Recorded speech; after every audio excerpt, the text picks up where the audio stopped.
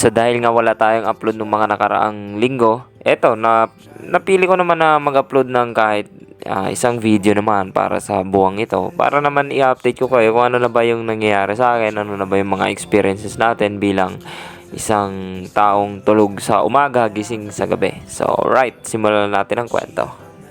So nung August 14, papasok ako ng trabaho. So pinili ko munang dahan-dahan yung paglakad ko para ma-enjoy ko naman yung pagpasok sa trabaho, at nag-captured muna nga ako ng video dito sa may Arayat Market.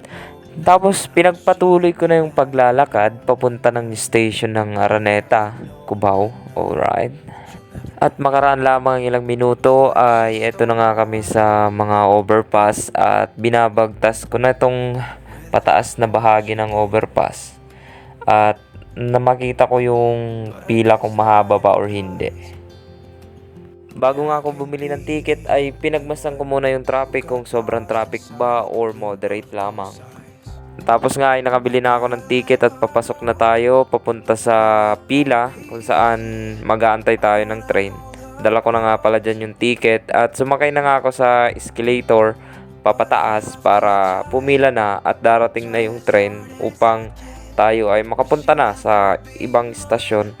Ang lokasyon pala ng istasyon na malapit sa trabaho namin ay Shaw Boulevard Station. Alright?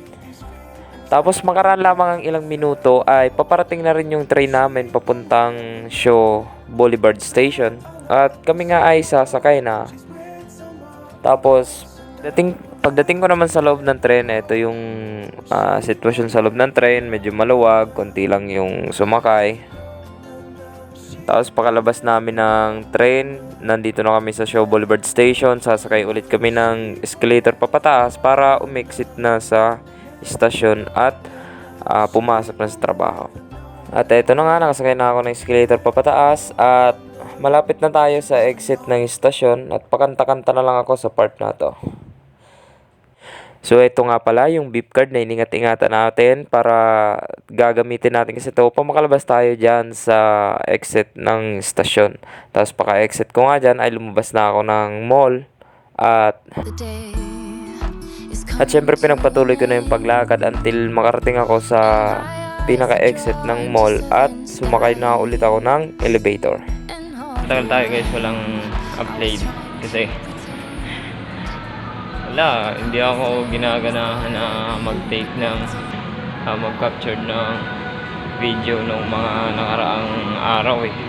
Wala ako sa mood mag-take ng vlog, mag-capture ng mga video. Yun. Kaya madalang yung upload natin. Especially nga, halos na wala na akong upload eh. Medyo naging busy lang ako sa work at the same time. Totoo, stressful naman talaga siya. Kasi mataas yung yung frustration sa work kapag hindi mo nagagampanan yung trabaho. Oops, ground floor. Okay, ilabas na tayo. Let's go. So currently, kabababa ko lang ng MRT station. So nasa tayo, Shaw Boulevard. From Cubao, takes almost 13 minutes na biyahe pagsakay ka ng train. At take a look at this sa likod ko. Yan, dumadaan tayo sa loob ng mall, Greenfield. Tapos paglabas natin dito, meron dito magandang park na pwedeng makapaglaro yung mga aso. Mamaya pakita ko. Actually, madaming tao dito ngayon. Nagsusot na nga pala ako ng ID. Alright. So ito nga pala yung environment sa work na pinapasukan ko. Ayan yung trabaho namin. Ayan, I don't know kung kita sa video. Ayan. Ito yung environment niya. Ayan. So, punta tayo dito sa Greenfield. Ito yung madalas na tinatambayan ko dito guys bago ako pumasok sa work, para makapag-reconnect sa nature, di ba? Kasi marami dito mga puno, and I am a fan of Nature lover kaya to. Baka. Ayan, ito yung Greenfield. So pag Saturday and Sunday, madami ditong event.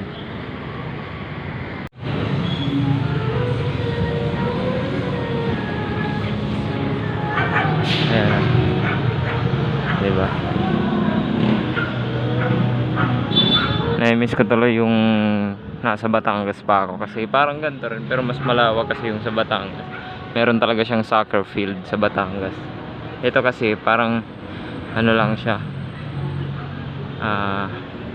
mini park ba kung tawagin. Greenfield talaga yung tawag nila dito. Ayan, diba? Ayan guys, so magpapahinga muna ako mga 5 minutes lang para makapag-release ng stress, diba? Kachat ko nga yung kapatid kong babae. Kachat ko, nasa Batangas siya ngayon, nagtatrabaho siya, and iniwan ko siya doon kasi sabi ko kailangan kong mas mag-explore. Actually ngayon nga nadadama ko na yung hirap pag-explore talaga. Ganito talaga palang hirap ng pagtatrabaho, diba? But anyway, nag-enjoy pa rin naman tayo. At the same time, mas kailangan kong alagaan yung sarili ko kasi ngayon nga ay kala ko healthy na ako kasi maganda yung physique ng body ko. Yung pala hindi naman eh, kasi high blood ako eh. Nagpa-BP ako kanina. Excuse me. Nagpa-BP ako kanina, so high blood ako. 136 over 80 something, yung 84 yung ano ko, yung BP. Nung nakarang araw naman 140 over 90 yung BP ko, diba? Sobrang taas. So yan guys, maya pagpasok ko sa trabaho, I don't know kung makakapag-video tayo dun kasi medyo mahigpit talaga sa loob eh. Siguro mga lunch, ganun, makakapag-take tayo. So here, I decided na pumasok na sa trabaho kasi magta-time na. I prefer to go to work at early as 6 p.m. or there are times that 5 p.m. also, because I want to log in earlier so that I do have a time for the rest and play games like billiard inside of our company. So this is our company, the Teleperformance, which is one of the best BPO company here in Metro Manila. So dito ako tinanggap ng malugod ng company namin. So dito na ako ngayon nag-i-stay. We have here quarters to sleep, take a nap. And also we have here a gym so that we can achieve physically fit body, healthy working. And also when it comes to security, no doubt we are all secured here inside and out our vicinity of our company. Alright? So pasok na ako sa trabaho and see you mamaya guys. Alright. And then, ito na nga, break time na namin. So, bumili na lang ako ng Chewy chocolate rather. So, ito na yung magiging break food ko. Okay? So, meron kaming break time na 2 beses kaming break time tapos isang lunch. 2 break time have a 15 minutes and 1 lunch have a 30 minutes allocated time. So, dito sa break na to, 15 minutes lang yung break namin. So ito, at this moment guys, kumakain ako ng Choco Mocho. This will serve as my lunch for today.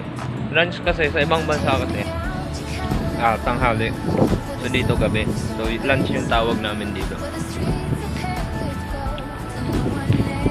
At kung mapapansin nyo rin, naka-jacket ako kasi sa loob kasi ng work namin is malamig talaga siya kasi lakad-lakad ako kasi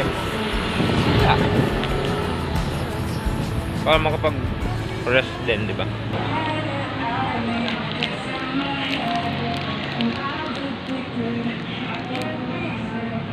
Chop.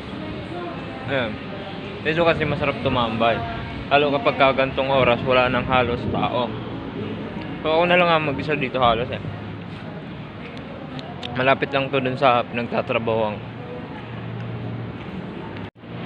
So yan guys, babalik na ako sa loob ng aming work. Mamaya hindi ko na kayo may sasama ulit. So kita-kita naman tayo mamaya pag tapos ng shift. Tapos paglabas ko ng company, okay? So mamaya na lang ulit. So after our end of work day, dito na ako sa labas at dito na ako dumaan sa loob ulit ng mall sa dati nating dinaanan kahapon pagpasok natin. Naka-jacket pa nga pala ako guys. Alam ko meron dito elevator. Alright. Oops, bumukas na.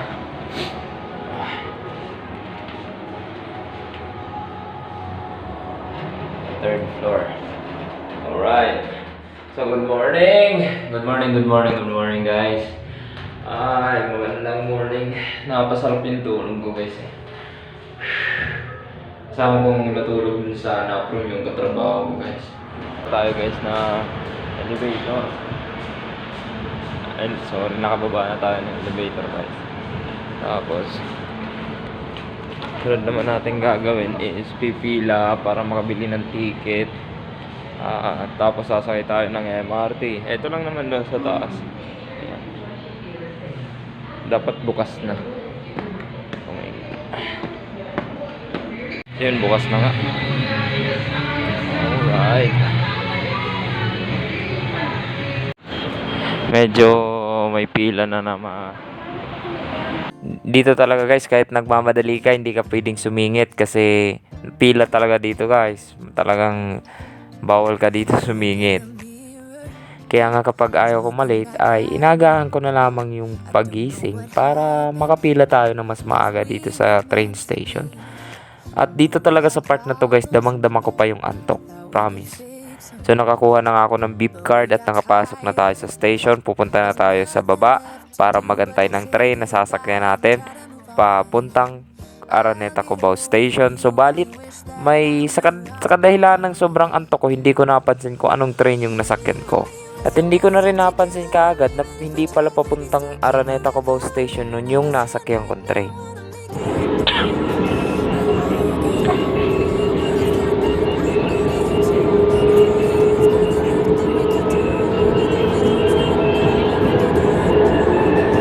Dito na nga ako napadpad sa Guadalupe Station, which is malayo ito sa Araneta Cubao Station.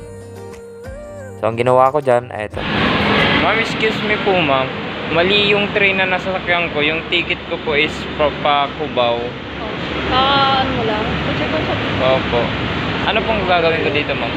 Ano ba? Kapasok mo lang ba? Or kababa mo lang ng train? Kabababa pa lang, galing ako ma'am ng Shaw Boulevard po. Kasi ko...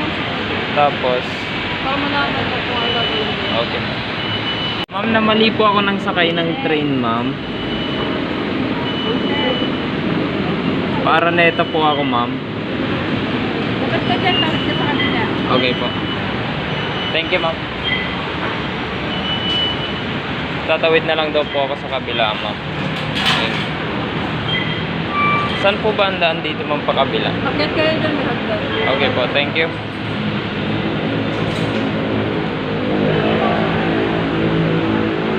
Mali yung nasakyan ko guys na train guys eh.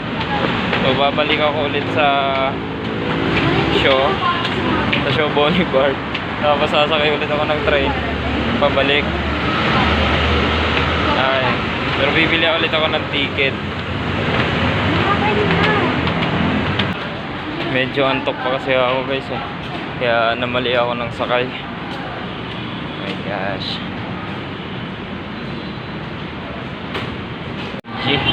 Bibili ulit ako ng ticket. Medyo kapos na yung budget ko guys. 11 pesos na lang yung tira ko. Ang ginawa ko ay nakiusap na lamang ako sa teller ng ticket. At pinasakay na ako ulit ng train papuntang Araneta Station. So sabi ng teller ay sumakay na lamang ako at doon na lamang ako bumaba para hindi na ako dumubli pa ng pamasahe at hindi na ako bumalik pa sa station ng Shaw. At natuwa nga ako sa part na yan at eto, nakarating na ako sa Araneta Cubao Station at pababa na ako ng station dito sa part na to. At sadyang antok na talaga ako guys. Legit, promises.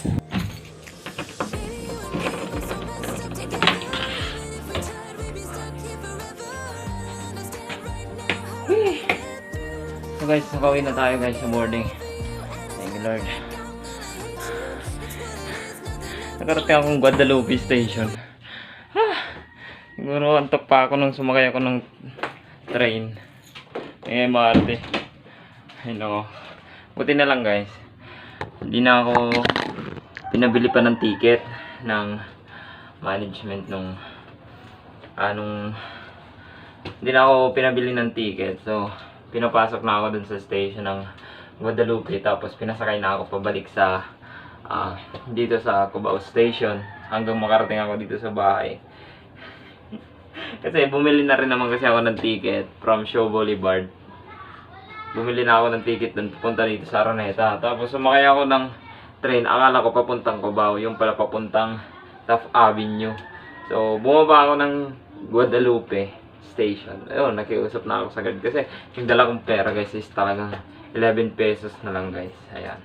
So kung pabibilhin pa tayo ng ticket, wala, negatives. Mabuti na lang guys. Usually kasi hindi ako nagdadala ng sobrang ekstrang pera para hindi ko magastos siya guys. Kasi minsan kasi there are times kasi guys na minsan yung cravings natin, di ba? Hindi natin mapigilan. So ako pinipigilan ko yung cravings ko kaya hangga't maaari kakarampot lang yung dinadala ko na ang tawag dito extra, di ba? So kapag pumalpak, palpak. May kiusap ka talaga. Halimbawa kanina, nagkiusap na lang tayo, di ba? So hanggang yan lang guys yung vlog natin ngayong araw na to. So maraming salamat sa tumapos ng vlog.